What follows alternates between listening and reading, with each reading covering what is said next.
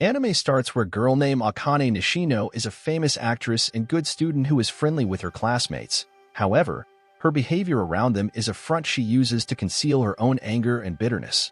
Left behind in the wake of an incident in which a fan of hers kidnapped and molested her, she despises everyone around her, classmate Minoru Kajino in particular.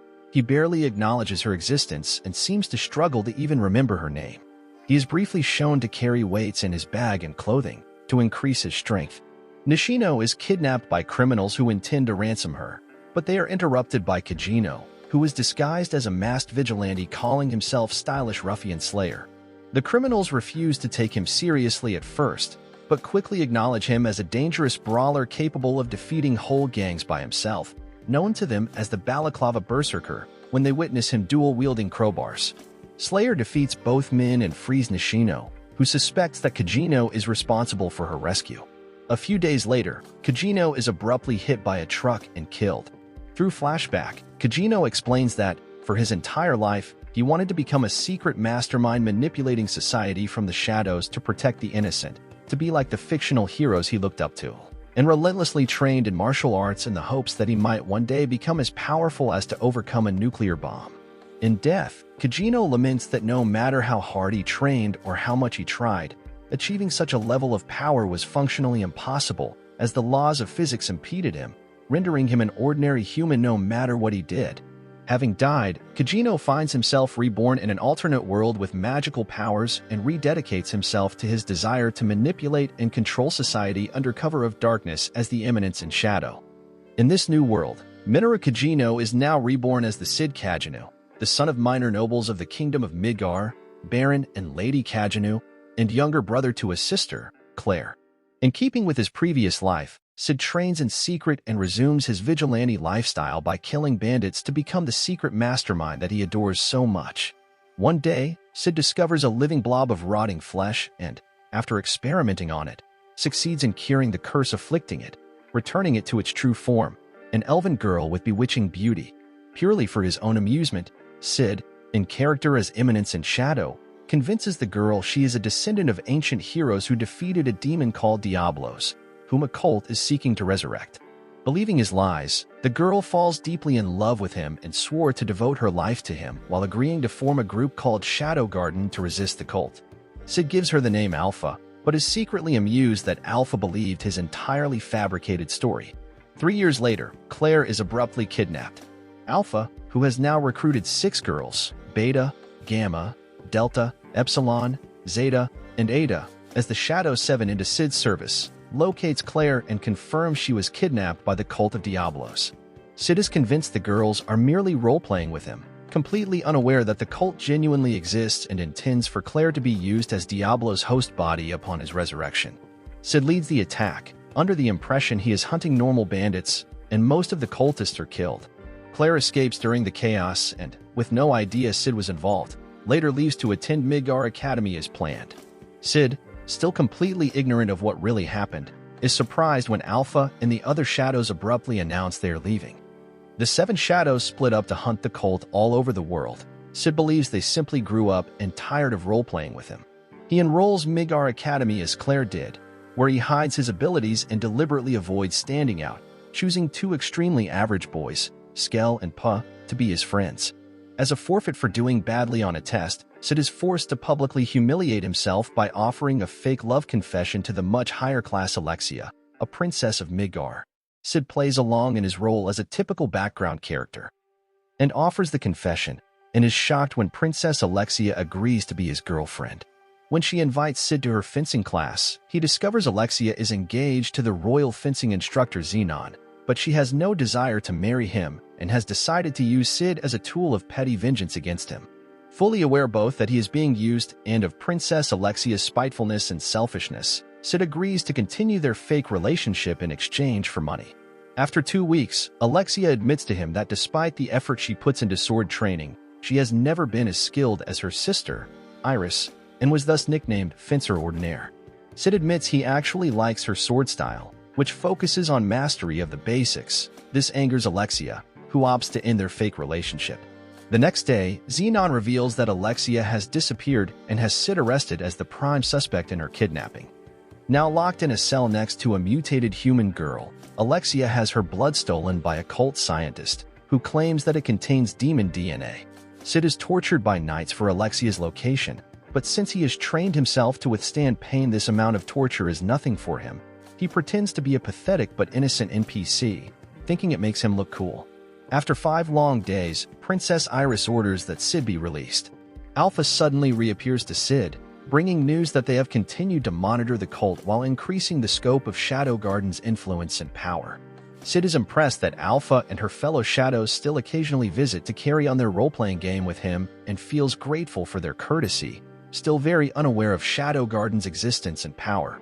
Alpha plans to rescue Princess Alexia with 114 loyal soldiers. Sid plays along to amuse himself, knowing Princess Alexia really has been kidnapped but mistakenly believing it was the work of corrupt knights and that the 114 soldiers are just background actors Alpha hired. In a massive attack, Sid kills the knights who tortured him, while his army searches for Princess Alexia. The cult scientist desperately injects Princess Alexia's blood into the mutant girl. She becomes a demon, kills the scientist, then frees Princess Alexia. While escaping, Alexia encounters Xenon, who reveals he turned her over to the cult in exchange for him being promoted to the role of a high-ranking knight. When Princess Alexia attacks him, Xenon easily defeats her, but their duel is interrupted by the sudden arrival of Sid. Xenon identifies Sid as the one behind recent attacks on the cult and announces himself as one of the cult's core members. The demon girl rampages through the city and fights Princess Iris. Alpha reveals herself to Iris as a member of Shadow Garden, defeats the demon with a single powerful blow, then vanishes. Sid duels Xenon and dominates him. Princess Alexia, who has no idea that Shadow is Sid in disguise, is captivated by his sword style, which expresses the heart of the style she has searched for her entire life. Knowing he is outmatched by Shadow, Xenon swallows pills that turn him demonic and increase his power, but using the principles of a nuclear explosion of which he has dreamed for so long. Sid sets off a magical bomb that dissolves everything in the blast radius to atoms, utterly annihilating Xenon and destroying most of the now evacuated city while leaving behind a huge crater. Now reunited with Iris, Princess Alexia is freshly determined to master her chosen sword style. Now that Xenon is dead, and having remembered that Sid told her he admired her sword style, she offers to be his real girlfriend. When he abruptly rejects her, she punishes him violently. Alpha returns to investigating a group that has been masquerading as Shadow Garden and committing crimes in its name, and Iris orders a kingdom-wide investigation into both the Cult of Diablos and Shadow Garden. Meanwhile, Sid, fresh off his violent encounter with Alexia, meets a scholarly girl with pink hair. The false Shadow Garden continues committing murders. A recovered cult relic is given by Iris to the pink-haired student, Sherry, the kingdom's foremost researcher. Sid's friends Pro and Skell take him to a new department store, where he discovers that his subordinate Gamma opened the store to fund Shadow Garden, with branches in every city in the world. Sid is impressed, but once again remains convinced that Gamma is role-playing, unaware he now owns dozens of stores and is effectively one of the wealthiest men in the world. He also meets New, the newest named member of the Shadow Garden. On his way home, Sid witnesses Alexia fighting several murderers, so he saves Alexia, slaughters the murderers, and hands one survivor over to New for interrogation. Elsewhere, the murderer's boss, Gaunt Knight, confirms they have located the relic. Alexia confirms Shadow Garden is not really behind the murderers, though Iris still insists they are enemies of the kingdom. Sid, P, and Skell, having bought chocolate from Sid's store, try their luck with confessing to girls. Skell's confession ends with him being punished by her fiancé, and Poe's confession ends with him being arrested, mistaken for a stalker. Sid decides to just give the remaining chocolate to anyone, which by chance is Sherry.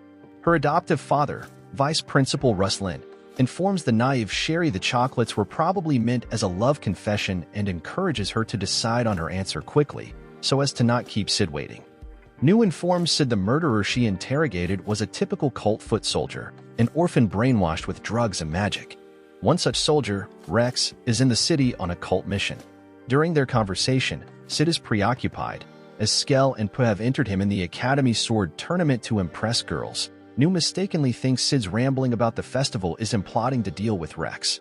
At the festival, Sid duels Student President Rose, a princess of the neighboring kingdom of Oriana. While still role-playing as a secret hero and keeping his skills hidden, he feigns injury repeatedly but persists in the fight, rising to his feet again after each of her attacks. The referee eventually declares Rose victor, but she is impressed at Sid's fighting spirit. Sherry asks Sid to be friends before they consider dating, though Sid has completely forgotten who Sherry is and decides to just avoid her. Sherry asks Princess Alexia about her relationship with Sid and is happy when Alexia reveals their relationship was fake, though Princess Alexia is privately upset another girl is interested in Sid. An election is announced to fill an empty student council seat. Gaunt Knight erects an anti-magic barrier, allowing the fake Shadow Garden to capture the academy. When Sid and Rose's classroom is attacked, Rose attempts to fight, but is much weaker without her magic. Sid recklessly rushes in to save her and is severely wounded.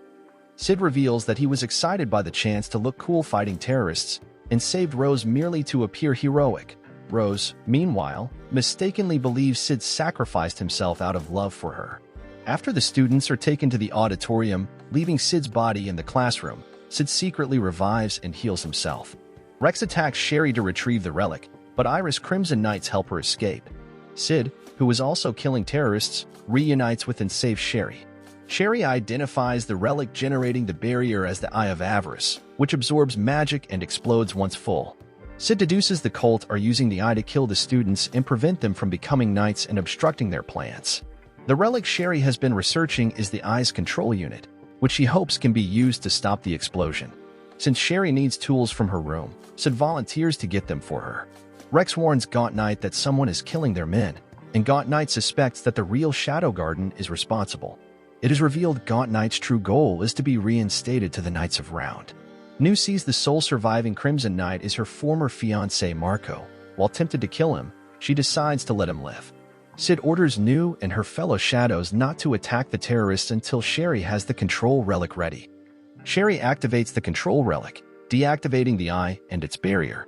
Sid arrives disguised as Eminence in Shadow, and Shadow Garden begins slaughtering the terrorists.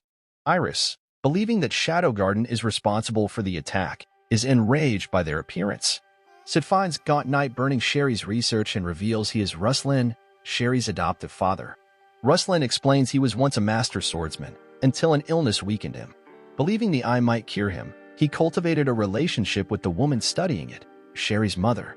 When she grew too afraid to continue her research, Ruslan killed her and adopted Sherry as a pawn to facilitate the research's completion. Ruslan combines the eye with the control relic and regains his lost sword skills. He and Sid fight, revealing that even with his abilities restored, Ruslan's swordsmanship is still inferior to Sid. Ruslan brags he has framed Shadow Garden for all his crimes. Sid, unconcerned by this, kills Ruslan, an act inadvertently witnessed by Sherry. In the wake of the attack, the kingdom designates Shadow Garden as a terrorist organization. Sherry informs Sid that, with Ruslan dead, she has decided to transfer to a scientific research academy to pursue her new goal, though she will miss him. When Sid asks what her new goal is, she insists on keeping it a secret, but the dark aura surrounding her words suggests her new goal is sinister. Sid is contacted by Alpha, who requests he visit the sacred city of Lindworm. Beta, Epsilon, and Nu also receive a mission from Alpha. While in Lindworm themselves to attend the upcoming goddess trial, Alexia and Iris visit Sid's department store, where Alexia, planning to try to seduce Sid, purchases Thang underwear. A flashback shows that after defeating Ruslan, Sid pretended to have miraculously survived the injury he received while rescuing Rose. Rose, who has sworn to accept what she perceives as his feelings toward her by becoming his lover, hopes that her father might allow them to marry if Sid wins the trials. Sid mistakenly believes she is trying to convert him to worship the goddess Beatrix, who empowered 3 legendary warriors and the worship of whom is the dominant religion of Lindworm. Though he is reluctant to have her along with him on the trip, he opts to avoid her attempts to seduce him rather than actively push her away. In Lindworm, Sid sees Beta in her persona as the popular author Natsum, who became famous by publishing stories he told her from his past life's world, such as Cinderella, Romeo and Juliet, and Star Wars. Beta passes Sid his mission briefing, coded in an ancient language. Rose misinterprets Sid's enthusiasm as a passion for history and languages, though Sid is really just impressed at what he thinks is Beta's latest role-playing event for him. A cultist murders Archbishop Drake of Beatrix Church, and while Epsilon kills one of his men, the murderer escapes. This is the end of part 1. Hope you enjoy the video. Please like, share, and subscribe to the channel, and don't forget to hit the bell icon and comment for part 2. Until next time.